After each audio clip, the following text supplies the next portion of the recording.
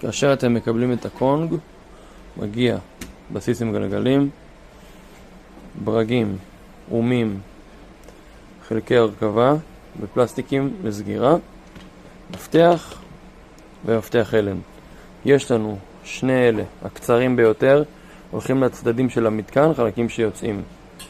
יש לנו פה את שני אלו, חלקי בסיס, לאחר מכן חלקי הבסיס הקדמי, חלקים של המוט האחורי ומוט רוחב, אחד קדמי, אחד אחורי.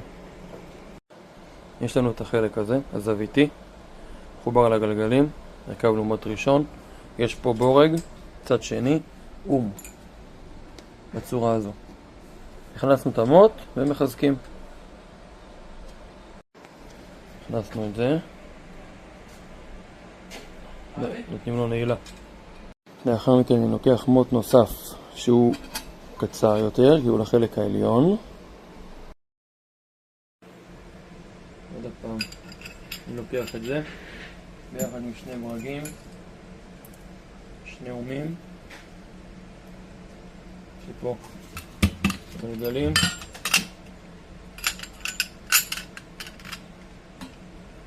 בצורה הזו.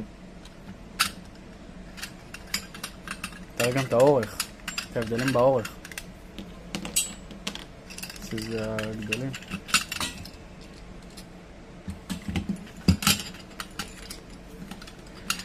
אבל למה אתה תופס אותו עכשיו? תן רק תעצור. עוד פעם, לקחנו מוט כמעט הכי ארוך, את 1.20 מטר, והוא יושב פה. כך פה.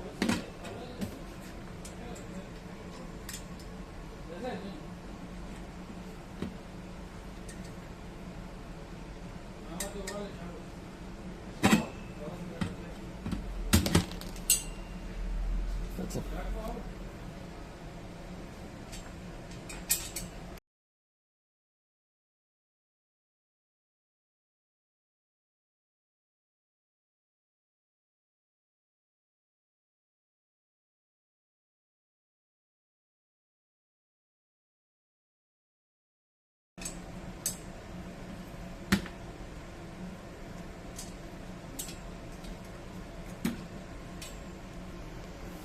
זה המוט האחורי, שימו לב להבדלים בגובה, הוא יושב כאן. לא דבר, גם עם אוקיי, לאחר מכן שחיברנו את כל הריישים האלו, יש לנו עגלה שעומדת, זה נראה ככה. מוט קצר, קדמי, מוט ארוך אחורי, וכל זה